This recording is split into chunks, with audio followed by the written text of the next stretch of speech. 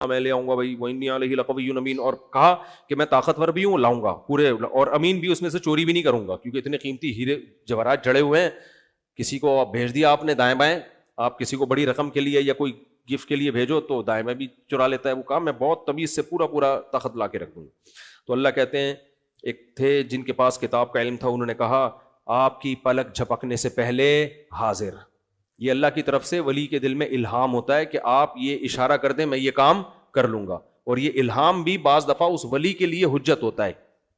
جیسے حضرت مریم کے بارے میں، حضرت موسیٰ کی والدہ کے بارے میں قرآن میں کیا ہے؟ وَأَوْحَيْنَا إِلَىٰ أُمِّ مُوسَىٰ نَرْزِي، ہم نے موسیٰ کی ماں کے دل میں وحی کی کہ بچے کو دودھ پلاؤ اور صندوق کے حوالے کر دے. تو کیا موسیٰ علیہ السلام کی والدہ پیغمبر تھیں؟ پیغمبر تو نہیں تھی نا. جس سے پتہ چلتا ہے بھائی اولیاء اللہ کو الہام بھی ہوتا ہے. لیکن وہی بات ہے کہ اگر آپ کو ان کے برحق ہونے کا یقین ہے تو آپ مان لو، اگر آپ کا خیال ہے کہ یہ ثقہ نہیں ہے تو نہیں مانو. آپ کافر نہیں ہوگے، آپ اس سے پیغمبر کے وحی کا انکار کرنے سے کافر ہو جاؤ گے. سمجھتے ہو؟ تو اب موسیٰ علیہ السلام کی والدہ کو جب وحی ہوئی، یہ وحی ان کے لیے حجت تھی. اتنا مضبوط خیال آیا اللہ کی طرف سے، صندوق میں ڈالو، اور اللہ کہہ رہے ہیں ہم نے وعدہ کیا ہم گود میں لوٹائیں گے یہ. اور جب ہم نے لوٹایا تو اللہ کہتے ہیں ہم نے اس لیے لوٹایا تاکہ ان کو یقین آ جائے اللہ کے وعدے سچے ہیں. تو اب اگر ہم قرآن میں یہ نہ پڑھتے اور حضرت موسیٰ علیہ السلام کی والدہ ہمیں آ کے بتاتی کہ میرے ساتھ ایسا ہوا، تو اگر آپ کو ان کی والدہ کے برحق ہونے کا یقین ہوتا تو آپ کہتے ایسا ہوا ہوگا. آپ جھوٹ نہیں بولتی، جھوٹ نہیں بول سکتے. اور اگر آپ کو ان کے برحق ہونے کا یقین نہ ہوتا تو آپ کہتے ان کی تو باتوں میں شرک بھرا ہوا ہے. ان کی باتوں میں کیا بھرا ہوا ہے؟ شرک بھرا ہوا ہے. کہ مشرکانہ باتیں کرتی ہیں کہ ان کو بھی الہام ہو رہا ہے، یہ تو ختم نبوت کی منکر ہے، اس طرح کی باتیں کرتے آپ. تو قرآن جب بیان کر رہا ہے تو پھر تو یقین ہے. قرآن بیان نہیں کر رہا تو پھر ہم کہیں گے بھائی ہمیں اگر اس کے سچے ہونے کا یقین ہے تو مان لیں گے، یقین نہیں ہے تو رد کر دیں گے. لیکن اس کو یہ کہنا شرک ہے، یہ نہیں ہے. شرک اس کو نہیں کہتے. تو اللہ تعالیٰ فرماتے ہیں جب سلیمان علیہ السلام نے دیکھا نا کہ وہ بزرگ کہہ رہے ہیں کہ میں پلک جھپکنے سے پہلے تخت لاؤں گا، یہ کہا اور تخت حاضر. اتنی جلدی تو میری وہ شادی بھی نہیں ہوئی تھی جو میں نے کل واقعہ سنایا تھا، اس میں بھی تھوڑا ٹائم لگا تھا. سلیمان علیہ السلام نے جیسے ہی تخت اپنے سامنے دیکھا، قال ھذا من فضل ربی، یہ میرے رب کا فضل ہے، یعنی مجھ پہ فضل ہے. اب سوال پیدا ہوتا ہے بھائی یہ تو ان بزرگ پہ فضل ہے. بھائی یہ بزرگ کس کی وجہ سے ہے؟ یہ بھی تو میری وجہ سے ہے نا. ہمارے حضرت یہ واقعہ بیان کر کے کہتے تھے سلیمان علیہ السلام سوچتے تھے کہ میرے تو امتیوں میں ایسے ایسے لوگ ہیں بھائی، تو سوچو اس امتی کے پیغمبر کا مقام کیسا ہوگا. تو اس سے پتہ چلتا ہے اس امت میں بزرگوں کی جتنی کرامتیں بیان کی جائیں جو مستند ذریعے سے ہوں، اس سے فضیلت محمد صلی اللہ علیہ وسلم کی ثابت ہوتی ہے. صحابہ کرام کی فضیلت ثابت ہوتی ہے کہ صحابہ اور نبی کو فالو کرنے والوں کی کیسی شان ہے کہ اللہ ان کے ہاتھ پہ کیسے کیسے واقعات صادر کر دیتا ہے. اور یہ کہتے ہیں کہ اس سے نبی کی توہین ہو رہی ہے کہ نبی کے ہاتھ پہ تو یہ معجزہ ہوا نہیں اور ان کے بزرگوں کے ہاتھ پہ ہو گیا. تو نہ ان کا کمبختوں کو قرآن آتا ہے، نہ حدیث آتی ہے، نہ فقہ آتا ہے. چند اردو کتابیں پڑھ کے پھینکتے رہتے ہیں پھر بیٹھ کے چینل پہ. تو سلیمان علیہ السلام نے کہا میرے رب کا مجھ پہ فضل، لیبلونی، اللہ آزما رہا ہے مجھے، اشکرو، کہ میں شکر ادا کرتا ہوں، ام اکفر، یا ناشکری. میں نے پہلے بھی اس میں بتایا تھا نا، جب پیغمبروں کو کوئی نعمت ملتی ہے تو اتراتے نہیں ہیں، وہ کہتے ہیں یہ میری آزمائش ہے. کیونکہ جب کوئی نعمت ملے تو انسان شکر کے بجائے اترانے لگتا ہے. ہمارے ساتھ کوئی اتفاق سے ایسا واقع ہو جاتا، میرا کوئی مرید ہوتا، 2-4 فرشتے اس کے ساتھ آ جاتے، میں کلپ بناتا، دیکھا مجھ سے بیعت ہوا 4 فرشتے. یہاں وہ واقعہ مجھے یاد آتا ہے، ایک پیر صاحب تھے، ایک مرید نے ان سے کہا کہ حضرت آج میں نے زبردست خواب دیکھا. پیر صاحب تو چاہتے ہیں خواب آ کے سناؤ مجھے میرے فضائل میں، جاہل پیر جو ہوتے ہیں. کہا میں نے خواب دیکھا کہ آپ کی انگلیاں شہد میں اور میری انگلیاں پخانے میں. مجھے یہ لفظ گندا لگ رہا ہے بولنا، لیکن اس کے بغیر وہ خواب مزہ نہیں آئے گا. پیر صاحب نے کہا یہی تو فرق ہے پیر میں اور مرید میں، تیری انگلیاں گندگی میں اور میری شہد میں. بیٹا یہی ہے، یہی میں سمجھانا چاہ رہا ہوں، پیر کا احترام کرو. اس نے کہا حضور ابھی خواب مکمل نہیں، خواب ابھی کم. اس نے کہا بول جلدی سنا. کہہ رہے میں نے آگے دیکھا کہ آپ کی انگلیاں میں چاٹ رہا ہوں، میری انگلیاں آپ چاٹ رہے ہیں. یہ جاہل پیروں کا یہ حساب ہوتا ہے. تو جب کوئی نعمت ملتی ہے نا تو جاہل پیر کیا کرتے ہیں؟ اتراتے ہیں، بتاؤ لوگوں کو، بتاؤ، بلاؤ یار دیکھیے کیا ہے میرے بارے میں، کیا ہے لوگوں. تو سلیمان علیہ السلام نے جب اتنی بڑی نعمت دیکھی یار، سیکنڈوں میں، بلکہ سیکنڈ بھی نہیں، سیکنڈ سے بھی کم میں وہ حاضر. تو فوراً کہنے لگے یہ اللہ کا فضل ہے، اللہ چاہتا ہے، دیکھنا چاہتا ہے، مجھے آزما رہا ہے کہ میں اس کا شکر گزار بنتا ہوں یا نا شکرا. پھر کہنے لگے وَمَن يَشْكُرْ وَمَن شَكَرَ فَإِنَّمَا يَشْكُرُ لِنَفْسِهِ، جو شکر کرتا ہے اپنا ہی فائدہ ہوتا ہے اس کو. یعنی اپنے آپ کو تنبیہ کر رہے ہیں. انسان کو پتہ چلتا ہے اپنے لیے بھی نصیحت کی ضرورت ہے اس کو. وَمَن كَفَرَ فَإِنَّ رَبِّي غَنِيٌّ كَرِيمٌ، اور جو ناشکری کرے میرے رب کو اس کوئی پرواہ نہیں ہے، وہ مستغنی ہے، اسے ضرورت نہیں. پھر سلیمان علیہ السلام نے کہا ایسا کرو، بالکل وہی ڈیزائن کا تخت ہوگا، وہ تو آگ کے دیکھتے ہی پہچان جائے گی، ہم تھوڑا سا اس کو سرپرائز دینا چاہتے ہیں، کیونکہ یہ پاسبل ہی نہیں ہے نا اتنی جلدی تخت آ جائے. دیکھو یہ بھی دعوت تبلیغ کا ایک طریقہ ہے یا نہیں ہے؟ کیسا ٹیکنیکل طریقہ. تو اس سے پتہ چلتا ہے تبلیغ کا کوئی صرف ایک طریقہ متعین نہیں ہے. جس وقت آپ کو جو طریقہ کسی کو دین پہ لانے کے لیے سوٹیبل لگ رہا ہو وہ طریقہ آپ اختیار کریں. سلیمان علیہ السلام کو یہ طریقہ اختیار کیا کہ تخت اٹھا کے لیا، اس پہ بھرم آئے، بھرم، صحیح ہے نا، بھرم میں آ جائے گی وہ کہ بھائی یہ کیا ہے، یہ کیسے معجزے ظاہر ہو رہے ہیں. تو سلیمان علیہ السلام نے کہا بھائی اس تخت کی سیٹنگ تھوڑی سی چینج کر دو، بالکل وہی نہ ہو، تھوڑا سا کنفیوز ہو. تو پھر ہم دیکھنا چاہتے ہیں کہ وہ اس تخت کو پہچانتی ہے یا نہیں پہچانتی. کیونکہ پہلے زمانے میں یہ تو نہیں تھا کہ آئی فون سے تصویر کھینچ کے بھیجی اور انہوں نے فوراً اسی جیسا بنا لیا.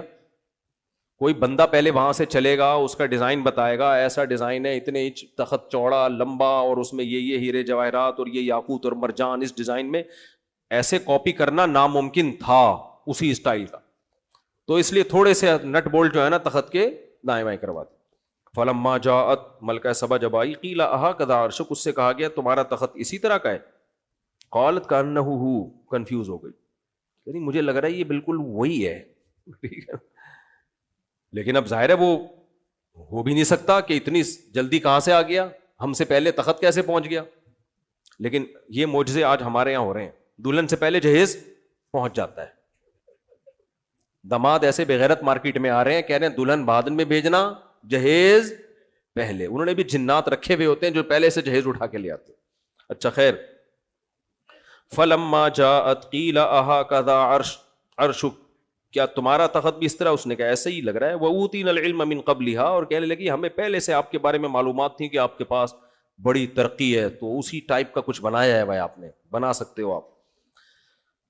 تو قیل لها ادخل الصرح، اس سے کہا گیا اس فرش پہ داخل ہو. محل تھا نا جس کا فرش تھا شیشے کا اور اتنا خوبصورت. وہاں بھی کسی نے حضرت سلیمان علیہ السلام کو یہ نہیں کہا کہ آپ نے اتنا عالی شان محل جس کا تخت بھی ایسا لگژری، وہ جس کا فرش ایسا اتنا خوبصورت فرش تھا، ایسا لگ رہا تھا پانی کی لہریں ہیں. تو ملکہ سبا سے کہا کہ جاؤ. تو کشفت عن ساقیہا، اس نے کہا یہ تو تالاب ہے، پانی ہے. تو اپنے پائنچے اوپر کر لیے. قال انہ صرح ممرد من قواریر، بتانے والے نے یا سلیمان علیہ السلام نے بتایا یہ پانی نہیں ہے. آپ کو ایکچولی لگ رہا ہے کہ یہ کیا ہے، یہ پانی لگ رہا ہے، حقیقت میں یہ پانی نہیں ہے. ایک وہ دور تھا بنی اسرائیل کا جب فرعون ظلم کر رہا تھا ان کے اوپر، اور اللہ نے ارادہ کیا تھا اس قوم کو دنیا کا امام بناؤں. کیسا امام بنایا، کیسا عالی شان محل بنایا. تو بھائی پھر تو کہنے لگی قال ربی انی ظلمت، تو اتنے معجزے دیکھ لیے تھے نا اس نے، فوراً ایمان لے آئی کہ یہ میرا دین برحق ہو ہی نہیں سکتا. ربی انی ظلمت نفسی، اے اللہ میں نے آج تک اپنی جان پہ ظلم کیا. واسلمت مع سلیمان للہ رب العالمین، میں سلیمان کے ساتھ اس اللہ پہ ایمان لے آئی جو تمام جہانوں کا پالنے والا. آج سے سورج کی عبادت بند. دیکھو ہم نے کتنے واقعات پڑھے نا پیغمبروں کے. کوئی ایک قوم اب تک دیکھی جو انسان کی بچی بنی ہو؟ سارے اوٹ پٹانگ. اور یہاں ایک فرد نہیں، پوری ملکہ اپنی قوم سمیت پوری ریاست اسلام میں داخل ہو رہی ہے. اس سے پتہ چلتا ہے کہ وہ قوم بڑی اسٹیبل تھی. تبھی تو قرآن نے کہا نا کہ ہدہد نے آ کے کہا کہ اتنے ذہین لوگ ہیں اور بے وقوفی کا کام کر رہے ہیں. اور قرآن نے بھی کہا انہا کانت من قوم کافرین, ذہین عورت تھی لیکن کافروں میں پیدا ہوئی تو وہ والی حرکتیں کر رہی تھی. اس سے پتہ چلتا ہے کہ اچھے بھلے لوگوں کا ماحول بھی کا دماغ بھی ماحول کی وجہ سے خراب ہو جاتا ہے. اس لیے ماحول ہمیشہ اچھا رکھنا چاہیے, ذہین لوگوں میں بیٹھنا چاہیے, نیک لوگوں میں بیٹھنا چاہیے, کھوپڑی صحیح کام کرے گی. ورنہ اچھے بھلے آدمی غلط لوگوں میں بیٹھ کے ان کی کھوپڑی کیا ہو جاتی ہے؟ خراب. تو ملکہ سبا کی کھوپڑی کیا ہو گئی تھی؟ قرآن کے بقول خراب ہو گئی تھی غلط لوگوں میں رہ کے. تو اس سے ہمیں یہ بھی پتہ چلتا ہے کہ یہ جو حدیث میں آتا ہے کہ عورتوں میں اللہ نے عقل مردوں کی نسبت کم رکھی ہے, تو یہ قاعدہ کلیہ نہیں ہے. بعض عورتیں ذہین ہوتی ہیں بہت زیادہ, بعض ہوتی ہیں جو بیان سن رہی ہیں, تو یہ قاعدہ کلیہ نہیں ہے. نبی صلی اللہ علیہ وسلم نے فرمایا لن یفلح قوم ولو اہم امورہم الی المرأة, وہ قوم کبھی کامیاب نہیں ہو سکتی جو اپنے اہم معاملات عورت کے حوالے کر دے. تو اسلام میں عورت کو حاکم بنانا پسندیدہ کام نہیں ہے. اچھا, ہوتا یہ ہے کہ لوگ نا اس میں کو اپنے سیاسی مقاصد کے لیے اس حدیث کو یوز کرتے ہیں. جب بے نظیر بھٹو شہید کا الیکشن میں ان کا الیکشن جیتنے والی تھی تو بہت سے لوگوں نے یہ حدیث نا کہ عورت اسلام میں اس کی حکمرانی کا کوئی تصور نہیں ہے, تو ساری حدیثوں کو سامنے رکھ کے فیصلہ کیا جاتا ہے. عورت کی حکمرانی کا تصور نہیں ہے, فاسق اور فاجر کی حکمرانی کا بھی تصور, چور اور ڈاکوؤں کی حکمرانی کا بھی اسلام میں تصور نہیں ہے. تو یہ حدیث تو یقیناً ٹھیک ہے, لیکن کمپیئر کیا جائے گا. کمپیئر کیا کیا جائے گا کہ جب دو بڑی مصیبتیں ہوں تو اس میں جو کم درجے کی مصیبت ہے اسلام اس کو فوکس کرنے کا حکم دیتا ہے. تو اسلام میں حاکم بنانے کا حکم تو عادل ہو, مرد ہو, بلکہ اس سے بھی آگے خلیفہ تو قریشی ہو, حدیث میں آتا ہے. لیکن اس پر پوری امت کا اجماع ہے کہ اگر یہ آپ کے لیے پاسبل نہیں ہے تو پھر دو چوائس میں جو آپ کو لگے کہ یہ کم درجے کا نقصان ہے تو پھر اس کو نااہل ہونے کے باوجود لایا جائے گا, کیونکہ دوسرا اس سے بھی زیادہ نااہل ہے. تو اس لیے اگر کسی کنٹری میں کسی عورت کو وزیر اعظم بنایا جا رہا ہے اور اس کے مقابلے میں ہے تو مرد, تو شریعت فوکس تو مرد کو کرتی ہے, لیکن اس مرد کا کرپٹ ہونا, ملک کے لیے نقصان دہ ہونا 100% ثابت ہو جائے تو پھر ایسے موقع پر اس عورت کی سلیکشن کی جائے گی. سمجھتے ہو کہ نہیں سمجھتے؟ پھر یہ حدیث دینا کہ حدیث میں آتا ہے کہ عورت کو حکمران نہیں بنایا جا سکتا, تو حدیث میں تو فاسق و فاجر کو بھی نہیں بنانے کا حکم. یعنی سربراہ بنا رہے ہو آپ ایک شخص کے بارے میں پتا ہے کہ ملک کو بیچ کے کھا جائے گا, پکا ایجنٹ ہے, تو اس سے بہتر تو وہی ہے نا کہ عورت ہو لیکن ایجنٹ نہ ہو.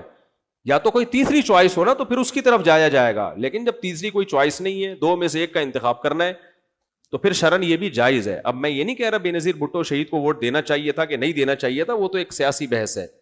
لیکن ہمارے جو سیاسی لوگ ہیں وہ جانتے بوجھتے ہوئے بھی بعض دفعہ مذہب کا غلط استعمال کر رہے ہوتے ہیں سیاست کے لیے. پھر انہی کو جب اتحاد کرنا ہوتا ہے تو وہ ساری حدیثیں بھول جاتے ہیں, ٹھیک ہے نا, وہ سب حدیثیں غائب ہو جاتی ہیں. تو یہ چل رہا ہے مارکیٹ میں. تو قرآن سے پتہ چلتا ہے ملکہ سبا بہت ذہین تھی, اور دیکھو کتنے آرام سے حساب کتاب ہو گیا.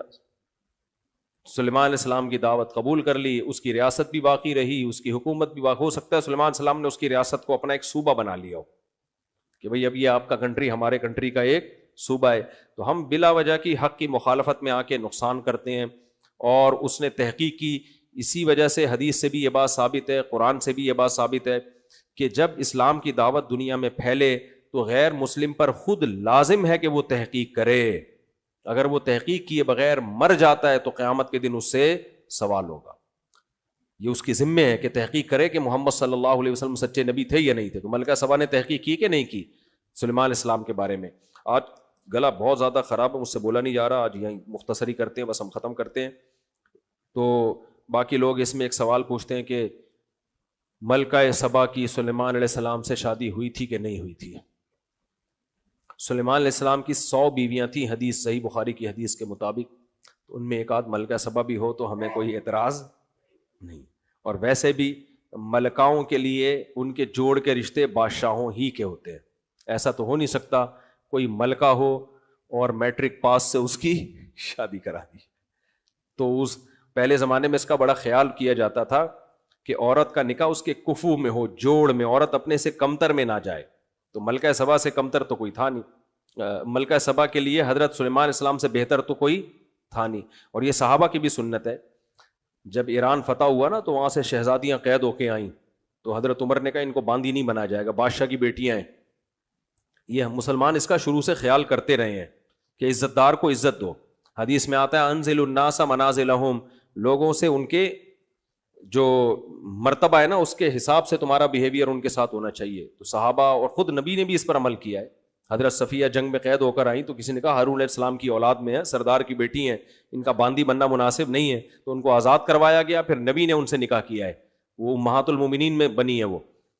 تو حضرت جب یہ جو حضرت عمر کے دور میں ایران فتح ہوا، شہزادیاں آئیں تو ان کو باندی سے آزاد کروایا گیا، اور ان کا نکاح حضرت حسن و حسین سے کروایا گیا.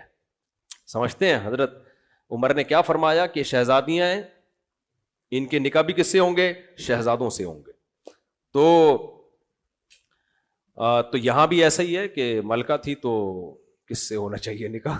سلیمان علیہ السلام